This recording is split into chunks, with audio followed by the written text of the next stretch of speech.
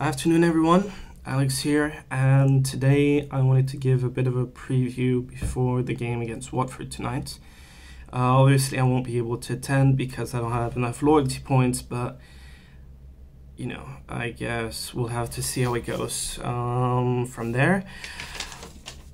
Obviously the last game was a disappointment. It was 3-0 loss at home against Bournemouth. Bournemouth, who at the time, if I remember correctly, were 11th or 12th.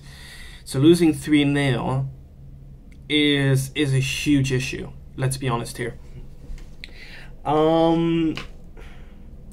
So I think, to be honest, when I looked at the game over and over again through the replays on Match of the Day at the time, I think I realized that, well, there are some tactical issues there, but also some fitness issues. The fact of the matter is, Bournemouth, I think I remember correctly, had like 10 days to rest their players and train, while Chelsea only had 3. So I think that should be considered a big factor, a big difference.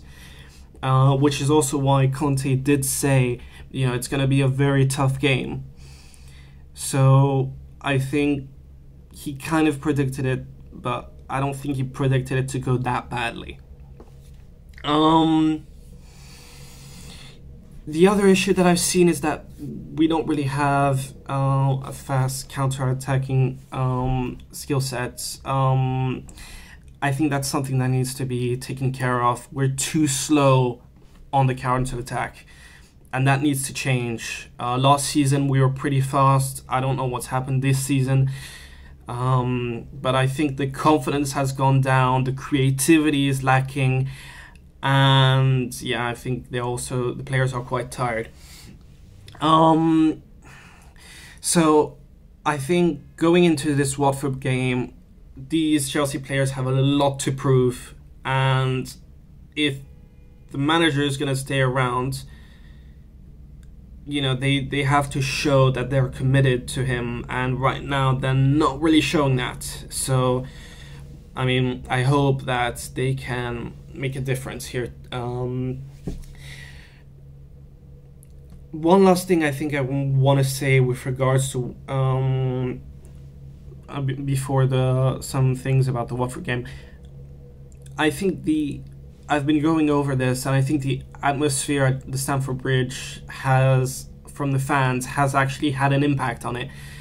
I remember going to Huddersfield during our 3-1 victory, and even though we basically the opposition was losing, they still were cheering quite a lot, and it was quite surprising, to be honest, to see that at a lot of stages the whole stadium was actually, you know, celebrating and, well, I mean, supporting their team. And for that to happen, it's something that I haven't seen before. So maybe I think it would be a good idea to see a lot of Chelsea fans try to come up with a plan to do something similar to bring the atmosphere up, make sure that they're not just watching the game, but also enjoying, having a fun time, you know, a little bit like going to a party at night, you know, something similar.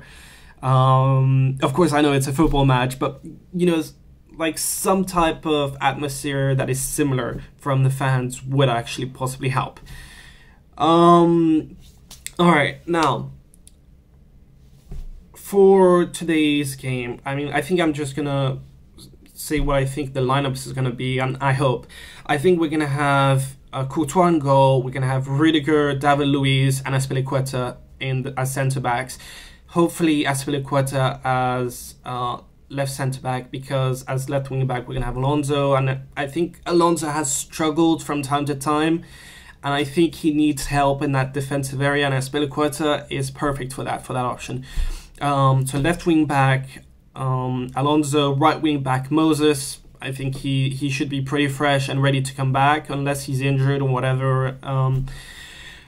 Kante and Drinkwater in the midfield. I think bringing in that Leicester performance that they used to have together will also bring back good memories, but Bakayoko right now is just not showing any good signs. And look, I can completely understand that maybe there's something wrong, and we do have to remember that John Stones, before he went to Man City in his last season, was actually kind of poor at Everton, but also his first season at Man City was not great either. So I think Bakayoko has a bit of an issue handling tactically the scenario, and I think the role that he's given isn't suited for him. So I think someone like Drinkwater would be best in that position, or Fabregas, while someone like Kante should be replaced by Bakayoko.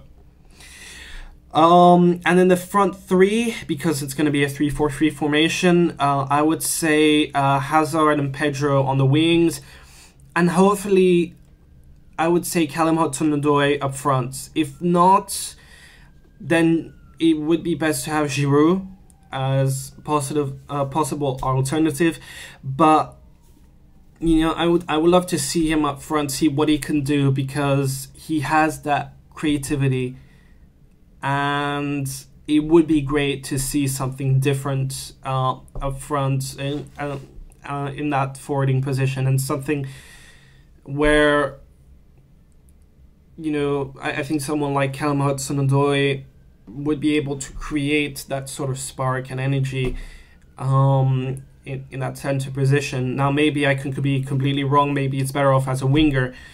But I think someone like him, who not only crosses the ball in, but actually would be able to, you know, go inside, be like that target man. I mean, I'm not really sure if he's really that type of player, but it would be good to see him, you know, do something like that. Also, something that I've also been missing is those long-range shots. And I think Callum Hudson-Odoi is a type of player who could do that. All right, that's it from me. I hope for those fans who are actually going to the game that you enjoy yourself, you have a good time. I'll be watching here on my laptop, and I will see how it goes from there. Hopefully, I would say it would be a 3-1 win. I would say possibly we concede a goal, but then afterwards we will wake up and then afterwards start scoring 3. But we'll see how it goes. Hello, I'm Tommy Baldwin. Played 239 games for Chelsea and scored 92 goals. So don't forget to subscribe to SW6.